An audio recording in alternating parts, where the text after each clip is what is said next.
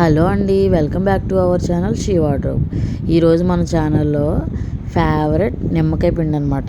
దానికి మనం ఫస్ట్గా 1-2 వాటర్ పోసుకొని అందులోనే సాల్ట్, పసుపు, కొంచెం ఆయిల్ వేసుకుని ఉప్మాలాగా ఇలాగ కుక్కర్లో పెట్టుకుని ఒక 2-3 విజిల్స్ పెట్టి ఉడికించేసుకోవాలి.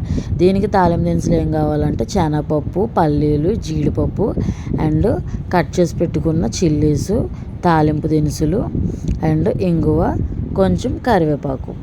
చూసారు కదా. ఇప్పుడు మనము తాలింపు పెట్టేసుకుందాం. మెయిన్ దీనికి తాలింపే అనమాట. కొంచెం ఆయిల్ ఎక్కువగానే తీసుకోవాలి. ఇందులో ఫస్ట్ పల్లీలు వేసుకుని అవి బాగా వేగిపోతుంది అనగా అప్పుడు పచ్చెనగపప్పు వేసుకోవాలి. తాలింపుగా ఏముందండి, మీకు అందరికీ తెలిసిందే. బట్ చాలామంది అంటూ ఉంటారు, ఎందుకునో మీరు చేసినట్టు మాకు రాదండి నిమ్మకాయ పిండి కానీ పులుసు పిండి కానీ అని. అది మరి ఏమో మరి నాకైతే తెలీదు. చాలామంది అన్నారు నాతో మటుకు.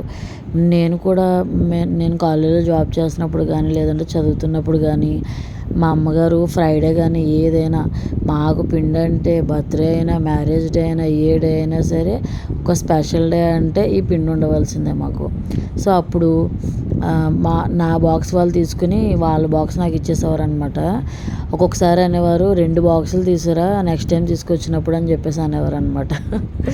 సో అంత ఇష్టం ఉంటుంది అనమాట వేరే వాళ్ళకంటే. అంటే మేమంటే వైశ్యాస్ అండి. మీకులాగా రాదు మాకు ఇలాగ చేయడం అని చెప్పేసి చాలామంది అంటూ ఉంటారు. సో చూసారు కదండి, తాలింపు అయితే ఇలాగా మనం రెడీ చేసుకున్నాం. ఇందులో కొంచెం పసుపు యాడ్ చేసుకోవాలి.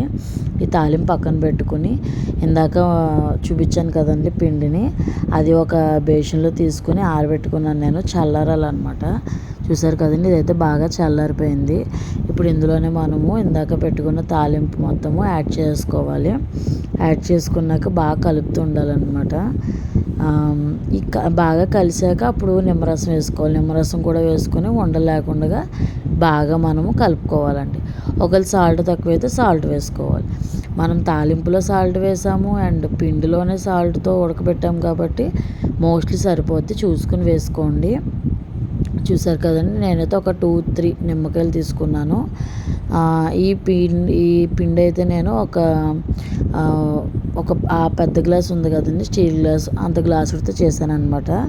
చూసారు కదండి, ఈ వీడియో కనుక మీకు నచ్చినట్టయితే లైక్ చేసి సబ్స్క్రైబ్ చేయడం మాత్రం మర్చిపోకండి. ఇలాంటి ఎన్నో వీడియోలు నేను మీ ముందుకు తీసుకొస్తాను. So thanks for watching guys. Bye bye.